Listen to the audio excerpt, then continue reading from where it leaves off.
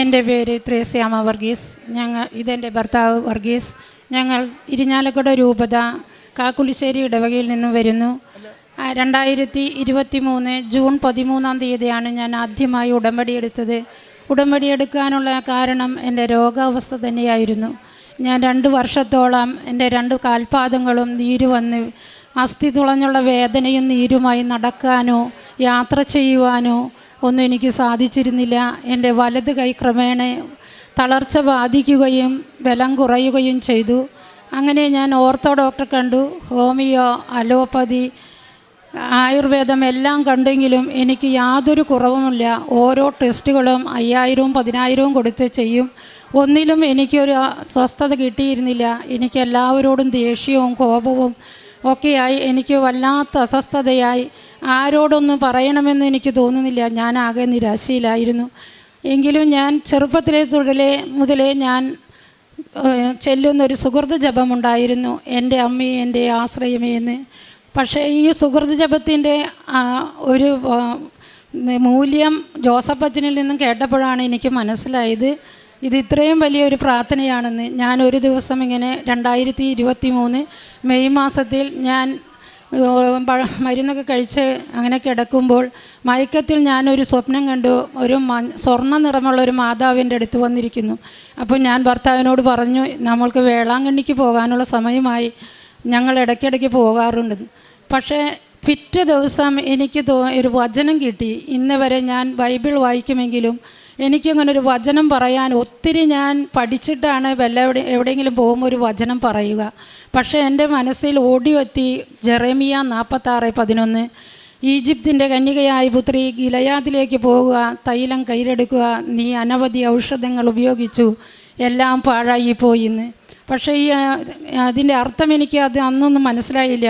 ഞാൻ പിന്നീട് എനിക്ക് ഓരോ നേരവും ഇങ്ങനെ എന്താണെന്ന് എവിടെയാണ് തൈലം കിട്ടുക എന്നെനിക്ക് മനസ്സിലായില്ല. 2016 മുതൽ എനിക്ക് കൃപാസനം പത്രം വല്ലപ്പോഴൊക്കെ കിട്ടുമെങ്കിലും എനിക്കിതിനെ ഉടമ്പടിയോ അല്ലെങ്കിൽ ഇവിടുത്തെ കാര്യങ്ങളൊന്നും എനിക്കറിയില്ലായിരുന്നു. എനിക്കൊരു ടച്ച് ഫോണൊന്നും ഉണ്ടായിരുന്നില്ല. അങ്ങനെ എനിക്ക് അതിനെപ്പറ്റിയൊന്നും അറിയില്ലായിരുന്നു. പക്ഷേ ഞാൻ ഭർത്താവിനോട് പറഞ്ഞപ്പോൾ ഭർത്താവ് പറഞ്ഞു, പിന്നീട് എനിക്ക് തന്നെ അത് പെട്ടെന്ന് മനസ്സിലായി, ഇത് കൃപാസനത്തിലാണല്ലോ തൈലം കൊടുക്കുകയെന്ന്. അപ്പോൾ ഭർത്താവിനോട് പറഞ്ഞു, കൃപാസനത്തിൽ പോയാൽ കാര്യമില്ല, ഉടമ്പടി എടുത്താലാണ് തൈലം കിട്ടുകയുള്ളൂ എന്ന്. ഞാൻ എങ്ങനെ വന്ന് ഉടമ്പടി എടുക്കുമെന്ന് എനിക്കറിയില്ല. ഒരു വണ്ടിയിൽ പോലും യാത്ര ചെയ്യുമ്പോൾ പരസഹായം വേണം. എങ്കിലും ഞാൻ പ്രാർത്ഥിച്ചുകൊണ്ടിരുന്നു. 2023 ജൂൺ 13 എനിക്കിവിടെ വരാൻ സാധിച്ചു. ഒത്തിരി ബുദ്ധിമുട്ടെങ്കിലും ഞാനിവിടെ വന്ന് ടോക്കൺ എടുത്ത് ഇവിടെ കുർബാനയ്ക്കൊക്കെ ഇരുന്നു. 11 മണിക്കുള്ള ടോക്കണാണ് ആ സമയത്തായിരുന്നു എനിക്ക് കിട്ടിയത്. എന്നെ ഇവിടെ അനൗൺസ്മെൻറ്റ് ചെയ്തു ഉടമ്പടി എടുക്കാനുള്ള ഒരു മുകളിലത്തെ നിലയിലേക്ക് പോകണമെന്ന്. ഞാൻ മാതാവിനോട് പറഞ്ഞു, എൻ്റെ മാതാവേ, എനിക്ക് ബസ്സിൽ പോലും ഒരു വണ്ടിയിൽ കയറാൻ പോലും എനിക്ക് സാധിക്കാതെ ഞാൻ എങ്ങനെ മുകളിലേക്ക് പോകും? പക്ഷേ ഞാൻ ഒരു കണക്കിന് അവിടെ നിന്ന് അങ്ങോട്ട് പോയി ആ കോണിപ്പടി അവിടെ ചെന്നു ആദ്യത്തെ സ്റ്റെപ്പ് എടുത്ത് വെച്ചപ്പോഴേക്കും എനിക്ക് എൻ്റെ കാൽപാദങ്ങളിൽ നിന്ന് എന്തോ ഒന്ന് അഴിഞ്ഞു പോണത് പോലെ എനിക്ക് തോന്നി. ഞാൻ പിന്നെ എങ്ങനെ പോയി ഉടമ്പടി എടുത്തുവെന്നോ എന്താണ് സംഭവിച്ചതെന്ന് എനിക്കറിയില്ല. ഞാൻ ഉടമ്പടിയെല്ലാം പൂർത്തിയാക്കി പോയി. എങ്കിലും ഞാൻ എല്ലാ ദിവസവും ഇങ്ങനെ പ്രാർത്ഥിച്ച് 2 ആഴ്ച കഴിഞ്ഞപ്പോൾ എല്ലാ ആഴ്ചകളിലും ഡോക്ടറെ കാണേണ്ടതാണ്. അങ്ങനെ ഞാൻ 2 ആഴ്ച കഴിഞ്ഞപ്പോൾ എനിക്ക് തന്നെ തോന്നി ഈ കൈ പിടിച്ച് ബസ്സിൽ കയറിയൊന്ന് പോകാമെന്ന്. എന്തോ ആരോ ഒരു ശക്തി തന്ന പോലെ ഞാൻ തനിയെ ഡോക്ടറെ അടുത്ത് ചെന്നു. ബസ്സിൽ കയറി മറിയം ത്രേസ്യ ഹോസ്പിറ്റൽ കൊണ്ടായി. ആ ഹോസ്പിറ്റലിൽ ചെന്നു. ഡോക്ടറെ കണ്ടു, ഡോക്ടർ രഞ്ജിത്തിനെ കണ്ടു. ഡോക്ടർ എന്നോട് പറഞ്ഞു, കൂടെ ആരാ വന്നേക്കണേന്ന്. അപ്പോഴെന്നും എൻ്റെ ഹസ്ബൻഡോ മകനോ ആണ് എന്നെ കൊണ്ടുപോയിരുന്നത്. ഞാൻ പറഞ്ഞു, ഡോക്ടറെ, ഞാൻ തനിയാണ് വന്നിരിക്കുന്നത്. ഡോക്ടർ അതിശയത്തോടെ എന്നോട് ചോദിച്ചു, ഇത് എന്ത് വലിയ മാറ്റം, ഇതെങ്ങനെ സംഭവിച്ചെന്നു. ഞാൻ ഉടനെ പറഞ്ഞു, ഞാൻ കൃപാസന മാതാവിൻ്റെ അടുത്ത് പോയെന്ന്. അപ്പോഴാണ് ഞാൻ കാണുന്നത് ഡോക്ടറെ മേശയിലും കൃപാസന മാതാവിൻ്റെ ഒരു ഫോട്ടോമുണ്ട്. എനിക്കപ്പോൾ തന്നെ മനസ്സിലായി, ഡോക്ടർക്ക് കാര്യം മനസ്സിലായിന്ന്. പിന്നെ ഞാൻ ഓരോ ദിവസവും കൊണ്ട് 90 ദിവസം കൊണ്ട് എനിക്ക് എൻ്റെ കൈകൾ പിടിച്ച് എല്ലാം ചെയ്യാൻ കഴിയും. ഇന്നെനിക്ക് പൂർണ്ണമായി എൻ്റെ കൈകൾ ഉയർത്താനോ എന്ത് ജോലിയും ചെയ്യാനോ എനിക്ക് സാധിക്കും. ഒരു കുഴപ്പവുമില്ല. എൻ്റെ പാദങ്ങൾക്ക് സൗഖ്യം കിട്ടിയത് ഞാനൊന്ന് ശങ്കിച്ചു.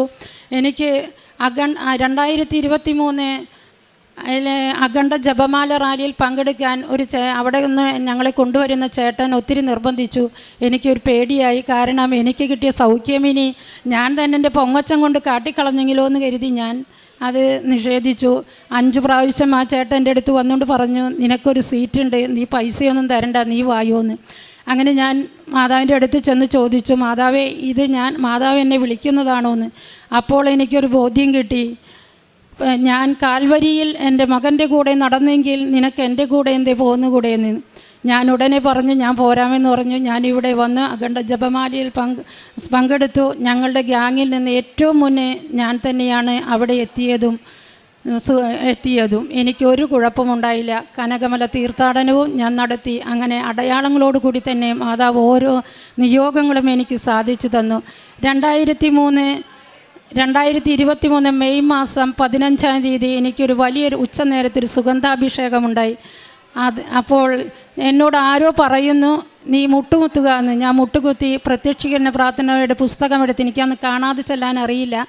ഞാനത് മുട്ടുകുത്തി നിന്ന് പ്രാർത്ഥിച്ചു. പ്രാർത്ഥനയുടെ സമയത്ത് നിയോഗം പറയുമ്പോൾ ആരോ എൻ്റെ ഉള്ളിൽ നിന്ന് പറയുകയാണ്, നീ ഇങ്ങനെ പ്രാർത്ഥിക്കണം, കൃപാസനത്തിലെ മാതാവിൻ്റെ പ്രത്യക്ഷീകരണം സത്യമാണെന്ന് ആത്മാവ് സഭയെ ബോധ്യപ്പെടുത്തട്ടെ എന്ന്. പക്ഷേ എനിക്ക് എങ്ങനെ കിട്ടിയെന്നൊന്നും എനിക്ക് അറിഞ്ഞുകൂടാ. പ്രാർത്ഥന ഞാനങ്ങനെ ചെല്ലുമായിരുന്നു, കുറേ നാൾ ഞാൻ ചെല്ലുമായിരുന്നു. പക്ഷേ പിന്നെയത്തെ ആഴ്ചത്തെ ഉടമ്പടി ധ്യാനത്തിൽ ജോസഫച്ചൻ പറഞ്ഞു, നിങ്ങൾക്ക് വേണ്ടി മാത്രമല്ല പ്രാർത്ഥിക്കേണ്ടത്, നിങ്ങൾ ആത്മീയ കാര്യങ്ങളിൽ ഉണർവോടെ ഈ കൃപാസനത്തിന് വേണ്ടിയും പ്രാർത്ഥിക്കണമെന്ന് പറഞ്ഞു. അങ്ങനെ ഞാൻ ഒരുപാട് നാൾ ആ പ്രാർത്ഥനയും ചൊല്ലിയിരുന്നു. പിന്നെ ഇതാണ് എൻ്റെ ആദ്യത്തെ രോഗസൗഖ്യത്തിൻ്റെ സൗഖ്യം നൽകിയത്. മാതാവിനമ്മയ്ക്കും മാതാവിന് ഈശോയ്ക്കും 1000 നന്ദി പറയുന്നു. പിന്നെ അച്ഛൻ പറയാറുണ്ട്, അനുഗ്രഹങ്ങളുടെ പൂമഴ പൊഴിയുമ്പോൾ സഹനങ്ങളിൽ വരും, സഹനങ്ങൾ വന്നെങ്കിൽ ആ കൃപാവരം ഉണ്ടാവുകയുള്ളൂ എന്ന്. ഞങ്ങളുടെ ആകെ ഒരു ഉപജീവന മാർഗമായ പൗൾട്രി ഫാം അയൽവാസി കേസ് കൊടുത്ത് അത് നിർത്തേണ്ടി വന്നു. ഒത്തിരി കടബാധ്യതകളുള്ളപ്പോഴാണ് ഞങ്ങൾക്കത് സാധിച്ചത്, അങ്ങനെ വന്നുപോയത്. 4 ലക്ഷത്തോളം രൂപ ഞങ്ങൾക്ക് കടമുണ്ടായിരുന്നു. എന്ത് ചെയ്യുമെന്നറിയാതെ ഞങ്ങൾ ഒത്തിരി വിഷമിച്ചു. മകനാണെങ്കിൽ ഒരു കോൺട്രാക്ടർ ജോലിയിൽ, അവനൊരു ഡിസൈൻ എഞ്ചിനീയറിംഗ് ആണെങ്കിലും ഒരു കോൺട്രാക്ടർ ബേസിലാണ് ജോലി ചെയ്യുന്നത്. അതുകൊണ്ട് ഞങ്ങൾക്ക് മറ്റൊരു മാർഗവുമില്ല. ഞങ്ങൾ ഇവിടെ വന്ന് ഒത്തിരി വിഷമിച്ച് മാതാവിനോട് പ്രാർത്ഥിച്ചു പോയി.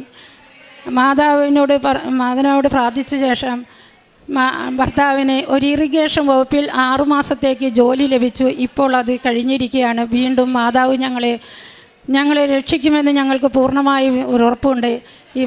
അപ്പോഴെല്ലാം എൻ്റെ ഭർത്താവിന് 6 മാസത്തോളമായി ഈ വലത് കൈയുടെ ഷോൾഡർ പൊങ്ങുകയോ ഒന്നുമില്ല. മിഷൻ ഓപ്പൺ ആക്കണമെങ്കിൽ ഒത്തിരി ബുദ്ധിമുട്ടിയിരുന്നു. ഡോക്ടറെ അടുത്ത് പോകാൻ പറഞ്ഞാൽ കൂട്ടാക്കുകയില്ല. ദിവസവും ഞാൻ ഈ ഉടമ്പടി തൈലം പുരട്ടി പ്രാർത്ഥിക്കുമായിരുന്നു. അങ്ങനെ ഇപ്പോൾ അദ്ദേഹത്തിന് അത് മാറിക്കിട്ടുകയും ചെയ്തു. എനിക്കാണെങ്കിൽ എപ്പോഴും എന്ത് വന്നാലും ഞാൻ ഉടമ്പടി തൈലം തേച്ച് സൗഖ്യപ്പെടുത്തും. ഇന്നിപ്പോൾ എൻ്റെ ഭവനത്തിൽ ഞങ്ങൾക്കുള്ള ദിവ്യ ഔഷധം ഉടമ്പടി തൈലവും തേനും ഉപ്പുമാണ്. ഞങ്ങളുടെ സഹന ജീവിതത്തിൽ കുരിശിൻ്റെ കീഴിൽ നിൽക്കുന്ന മാതാവും കൃപാസനം അമ്മയുമാണ് ഞങ്ങളുടെ ബലവും ധൈര്യവും.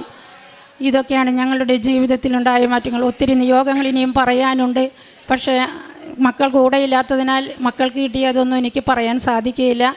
പിന്നെ എനിക്ക് പൂർണ്ണ സൗഖ്യം കിട്ടിയത്, ഇനി ഞാൻ പറയുമായിരുന്നല്ലോ ബൈബിൾ വായിച്ചാലും എനിക്ക് ഒന്നും എടുത്തു പറയാനുള്ള ഒരു കഴിവൊന്നും എനിക്കുണ്ടായിരുന്നില്ല. വീണ്ടും എനിക്കിങ്ങനെ വചനങ്ങളിങ്ങനെ കിട്ടിക്കൊണ്ടിരുന്നു. അപ്പസ്തോല പ്രവർത്തനം 3-ാം അധ്യായം 7-ാം വാക്യം, പത്രോസ് വലത്ത് കൈപിടിച്ച് അവനെ എഴുന്നേൽപ്പിച്ചു. ഉടൻ തന്നെ അവൻ്റെ കൈകളും പാദങ്ങളും ബലം പ്രാപിച്ചു. ഈ വചനം തന്ന് എനിക്കിങ്ങനെ മനസ്സിലിങ്ങനെ തേട്ടി വന്നു. ഞാനത് വീണ്ടും പ്രാർത്ഥിച്ചു കൊണ്ടിരുന്നു. 90 ദിവസമായപ്പോഴേക്കും എൻ്റെ എല്ലാ അസുഖങ്ങളും മാറി. ഇന്ന് ഞാൻ ഹാപ്പിയാണ്. ഇതൊക്കെയാണ് എൻ്റെ രോഗസൗഖ്യങ്ങളും ഞങ്ങൾക്ക് കിട്ടിയ നിയോഗങ്ങളുടെ സാധ്യതകളും. എൻ്റെ ആത്മീയ ജീവിതം എന്ന് പറഞ്ഞാൽ ഒത്തിരിയേറെ, ഞാൻ ആദ്യമായി നിയോഗം വെച്ചത് തന്നെ എനിക്ക് എന്നും വിശുദ്ധ കുർബാനയിൽ പങ്കെടുക്കുവാൻ, നടന്നു പോകുവാൻ എനിക്ക് കൃപ തരണേ എന്ന് ഞാൻ പരിശുദ്ധമ്മയോട് പ്രാർത്ഥിച്ചത്. ഞാൻ 2 വർഷമായി ഇന്ന് വരെയും എനിക്ക് ഞങ്ങളുടെ പള്ളിയിൽ നിന്ന് 10 മിനിറ്റ് ഞങ്ങളുടെ ഭവനത്തിലേക്കുള്ളൂ. ആ ഭവനത്തിൽ നിന്ന് ഞാൻ അരമണിക്കൂർ ഇഴഞ്ഞാണ് ആഴ്ചയിൽ ഒരു ദിവസം പള്ളിയിൽ പോയിരുന്നത്. ഉടമ്പടി എടുത്തതിന് ശേഷം എല്ലാ ദിവസവും ഞാൻ പള്ളിയിൽ പോകും, വിശുദ്ധ കുർബാനയിൽ പങ്കുകൊള്ളും, വിശുദ്ധ കുർബാന സ്വീകരിക്കുകയും ചെയ്യും. പ്രേക്ഷിത പ്രവർത്തനങ്ങൾ ഞാൻ പത്രം ഇവിടെ നിന്ന് പോകുമ്പോൾ തന്നെ എനിക്ക് ആരെങ്കിലുമൊക്കെ കിട്ടും. ബസ്സിൽ തന്നെ എൻ്റെ രോഗസൗഖ്യം പറയുവാനും പത്രം കൊടുക്കുവാനും എനിക്ക് ആൾക്കാരെ കിട്ടാറുണ്ട്. ചാലക്കുടി ബസ് സ്റ്റാൻഡിലായാലും മറ്റെല്ലായിടത്തും ഞാൻ പത്രം കൊടുക്കും. ആദ്യത്തെ മാസം എനിക്ക് പത്രം കൊടുക്കാൻ കഴിഞ്ഞില്ല. എൻ്റെ ഭർത്താവാണ് പത്രം കൊടുത്തത്. കാരണം എനിക്ക് നടക്കാൻ ബുദ്ധിമുട്ടായതുകൊണ്ട്. പിന്നെ എൻ്റെ അങ്ങനെയുള്ള കാര്യങ്ങൾ. പിന്നെ ഞാൻ പള്ളിയിൽ പ്രാർത്ഥനാ ഗ്രൂപ്പിലൊരംഗമാണ്. കാരുണ്യ പ്രവർത്തികൾ ഞാൻ ചെയ്യുന്നതിലേക്ക് കൂടുതലും എൻ്റെ ഭർത്താവും മകനുമാണ് ചെയ്യുന്നത്. സാമ്പത്തികമായി ഞാൻ ജോലിയില്ലാത്ത ഒരു വീട്ടമ്മയാണ്. അവർക്ക് കിട്ടുന്ന അതിൽ നിന്നും അവർ കാരുണ്യ പ്രവർത്തികളായിട്ട് ഞങ്ങൾ മാനസിക രോഗികൾ വസിക്കുന്ന ഭവനത്തിൽ പോകാറുണ്ട്. ആഴ്ചയിൽ ഒരു ദിവസം അവിടെ പോകും. കരുണാഭവനിൽ അമ്മമാരുണ്ട്, അവരുടെ അടുത്ത് പോകും, അവരോടൊക്കെ സംസാരിക്കും. ഞങ്ങളൊരു കൂട്ടായ്മയായിട്ട് പോണതിന് അടുത്തുള്ള കുറച്ച് ചേച്ചിമാരുണ്ട്. ഞങ്ങൾ ചെല്ലുമ്പോൾ അവർക്ക് ഒത്തിരി സന്തോഷമാണ്. വീട്ടിലെ കാര്യങ്ങളും മക്കളുടെ കാര്യങ്ങളും ചോദിക്കുകയും പറയും. അവരുടെ വിശേഷങ്ങളും ഞങ്ങൾ പറയും. അവർക്ക് ഒത്തിരി സന്തോഷമാണ് ഞങ്ങൾ ചെല്ലുമ്പോൾ. അതുപോലെ അവർക്ക് ഭക്ഷണവും വസ്ത്രവും കൊടുക്കും. ഭർത്താവായാലും മകനായാലും, മകൻ തമിഴ്നാട്ടിലാണെങ്കിലും അവൻ അവിടെയും ചെയ്യും. അങ്ങനെ എൻ്റെ പ്രേക്ഷിത പ്രവർത്തനങ്ങളും കാരുണ്യ പ്രവർത്തനങ്ങളും നീണ്ടുപോകുന്നു. ഇനിയും പരിശുദ്ധ അമ്മ ഈ അൾത്താരയിൽ എന്നെ കയറ്റുമെന്നുള്ള പൂർണ്ണ വിശ്വാസത്തോടെ ഞാൻ അമ്മയ്ക്ക് നന്ദി പറഞ്ഞു നിർത്തുന്നു. എഫെസ്യസ് 6:6 മനുഷ്യരെ പ്രീണിപ്പിക്കുന്നവരെ പോലെ അവരുടെ കൺമുമ്പിൽ മാത്രം പ്രവർത്തിക്കാതെ പൂർണ്ണ ഹൃദയത്തോടെ ദൈവഹിതം അനുവർത്തിച്ചുകൊണ്ട് ക്രിസ്തുവിൻ്റെ ദാസന്മാരായിരിക്കുവിൻ. ത്രേസ്യ വർഗീസ് എന്ന ഈ സഹോദരി തൻ്റെ ഉടമ്പടി ജീവിതത്തിൽ ലഭിച്ച വലിയ ദൈവാനുഭവങ്ങളെ ഈ അൾത്താരയിൽ സാക്ഷ്യപ്പെടുത്തുന്നുണ്ട്. സഹോദരി പറയുന്നുണ്ട്, കൈകാലുകൾ ക്രിപ്പിൾഡായി, നടക്കുവാനാവാതെ, നിവർത്തുവാനാവാതെ, ഉയർത്തുവാനാവാതെ, എല്ലാത്തരം മരുന്നും കഴിച്ച് യാതൊരു പ്രയോജനവുമില്ലാതെ പോയിരുന്ന ഒരു കാലത്തെക്കുറിച്ച്, അങ്ങനെ ഒരു പ്രാർത്ഥനയിൽ എങ്ങനെ എന്ത് ചെയ്യണമെന്നറിയാതെ ജീവിതം ദുരിതപൂർണമായിരിക്കുമ്പോഴാണ് ഒരു വചനം സഹോദരിക്ക് ലഭിക്കുന്നത്. ആ വചനത്തിലാണ് തൈലത്തെക്കുറിച്ചുള്ള സൂചനയുള്ളത്. മരുന്നൊന്നും പ്രയോജനമുണ്ടാവില്ല, രോഗശാന്തി ലഭിക്കില്ല, അത് തൈലം അന്വേഷിക്കുമെന്ന കൃത്യമായ സൂചനയോടുകൂടി ഒരു വചനം കിട്ടുന്നു. ആദ്യം ആ വചനം കണ്ടെത്തുന്നു, എവിടെയാണ് ഈ വചനമെന്ന് കണ്ടെത്തുന്നു. രണ്ടാമത്തത് തൈലം കിട്ടുന്ന ഇടം എവിടെയെന്ന് തിരക്കുന്നു. അതിങ്ങനെ തിരക്കുമ്പോഴാണ് ഭർത്താവ് ഭാര്യയോട് പറയുന്നത്, തൈലം കൊടുക്കുന്നത് കൃപാസനത്തിലാണ്. അപ്പോൾ കൃപാസനം വരെ പോകാമെന്ന ആഗ്രഹം വരുന്നു. വീണ്ടും ഭർത്താവ് പറയുന്നു, ഉടമ്പടി എടുക്കാതെ തൈലം കിട്ടത്തില്ല. അധികം നടക്കാനോ ഉയരങ്ങൾ കയറുവാനോ ഒന്നും പറ്റാത്ത സഹോദരി ഉയരത്തിലാണ് കാര്യം നടക്കുന്നതെന്ന് പോലും അറിയാതെ എന്തായാലും കൃപാസനത്തിൽ പോയി പ്രാർത്ഥിക്കാമെന്ന് പറഞ്ഞ് ഇവിടെ രണ്ടുപേരും കൂടി ഉടമ്പടിക്ക് വേണ്ടി വരുന്നു.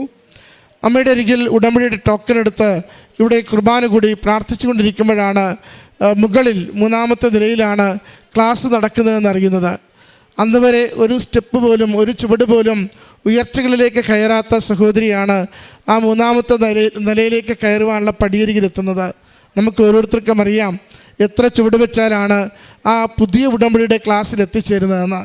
സഹോദരി പറയുന്നുണ്ട്, ഞാൻ ആദ്യത്തെ ആ സ്റ്റെപ്പ് വെക്കുമ്പോൾ തന്നെ എൻ്റെ ആ കാലുകളിൽ നിന്ന് എന്തോ കെട്ടടിഞ്ഞു പോയതുപോലെ മുഴുവൻ ക്ലേശവും മാറിപ്പോയി. എല്ലാ ചുവടും വെച്ച് ഞാൻ പോയി ക്ലാസ് കൂടി. അതിനുശേഷം 2 ആഴ്ച കഴിയുമ്പോൾ ഞാൻ ഡോക്ടറിൻ്റെ അടുത്ത് ചെല്ലുമ്പോൾ ഡോക്ടറും അത്ഭുതപ്പെട്ടത്, ഇത്ര വേഗത്തിലെങ്ങനെ നടന്നു, ഇത്ര വേഗത്തിലെങ്ങനെ ഒറ്റയ്ക്ക് വരാൻ പറ്റി, അങ്ങനെ ആയിരുന്നില്ലല്ലോ ഇത്ര നാളായി, ഇത്ര വർഷങ്ങളായി ഇവിടെ വന്നുകൊണ്ടിരുന്നത്. പ്രിയമുള്ളവരെ, അമ്മയുടെ ഈ തിരുമണ്ണിൽ നമ്മൾ ചുവട് വയ്ക്കുമ്പോൾ, അമ്മ മാതാവിൻ്റെ കൺവെട്ടത്ത് നമ്മൾ ജീവിതത്തെ സമർപ്പിച്ചു കൊടുക്കുമ്പോൾ, ആഗ്രഹത്തോടും ശരണത്തോടും കൂടിയാണ് അമ്മയുടെ അരികിൽ നാം പ്രാർത്ഥിക്കുന്നതെങ്കിൽ ഓർത്തുകൊള്ളുക, അത് ആ നിമിഷം മുതൽ സൗഖ്യാനുഭവത്തിലേക്ക് അമ്മയും തിരുക്കുമാരനും നമ്മളെ നയിച്ചു കൊണ്ടിരിക്കും. സഹോദരി ഇവിടെ വന്നു കയറിയ നിമിഷം മുതൽ ആ സൗഖ്യാനുഭവത്തിലൂടെയാണ് മുന്നോട്ട് പോയിക്കൊണ്ടിരുന്നത്. ഉടമ്പടി എടുത്ത് വീട്ടിൽ ചെന്ന് ഉടമ്പടി പ്രകാരം എല്ലാ കാര്യവും വിശ്വസ്തതയിൽ ചെയ്ത് ജീവിച്ചു പോകുമ്പോഴാണ് അടുത്ത ഒരു വചനം സഹോദരിക്ക് ലഭിക്കുന്നത്. അപ്പോസ്തല പ്രവർത്തനങ്ങളിൽ പത്രോസ് പറയുന്ന ഒരു വചനമാണ് കിട്ടുന്നത്. നീ എഴുന്നേറ്റ് നടക്കുക എന്നത്. കാലുകൾക്ക് ബലം പിടിപ്പിച്ചുകൊണ്ട് ഒരു തളർവാദ രോഗി എഴുന്നേറ്റ് നടക്കുവാൻ വേണ്ടി പത്രോസ് പറയുന്നൊരു വചനമാണത്. ആ വചനത്തിൻ്റെ ബലത്തിലാണ് സഹോദരി പറയുന്നത്, അന്ന് മുതൽ എൻ്റെ കൈകാലുകളുടെ ക്രിപ്പിൾ, വല്ലാതെ ചുളുങ്ങിയിരിക്കുന്ന, മടങ്ങിയിരിക്കുന്ന, നടക്കാനാവാത്ത എല്ലാ പ്രശ്നങ്ങളും എനിക്ക് മാറി. എൻ്റെ വിരലുകളൊക്കെ നിവർന്നു. എനിക്ക് പദമുറപ്പിച്ച് ചവിട്ടാൻ പറ്റി.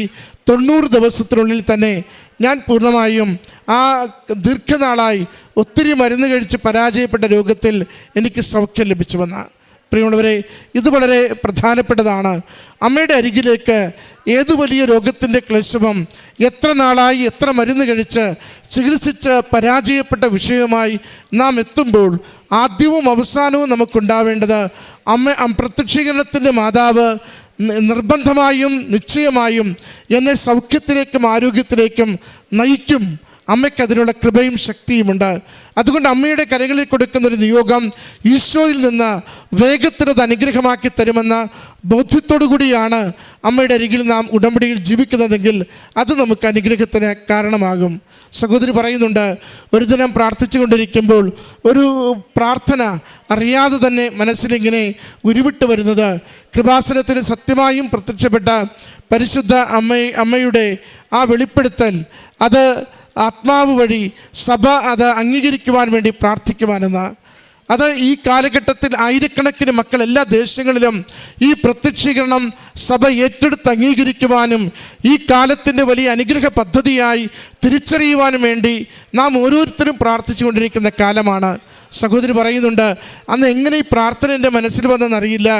ഞാനിത് ആ ദിവസങ്ങളിലൊക്കെയും പ്രാർത്ഥിച്ചു കൊണ്ടിരിക്കുമ്പോൾ തൊട്ടടുത്ത ആഴ്ച ഉടമ്പടി ധ്യാനത്തിൽ ജോസഫ് അച്ഛൻ പറയുന്നുണ്ട്, നിങ്ങളുടെ വ്യക്തിപരമായ ആവശ്യങ്ങൾക്ക് വേണ്ടി മാത്രമല്ല, കൃപാസനത്തിൻ്റെ അമ്മയുടെ പ്രത്യക്ഷീകരണത്തിൻ്റെ സഭ അംഗീകരിക്കുന്നതിന് വേണ്ടി പ്രാർത്ഥിക്കണമെന്ന്.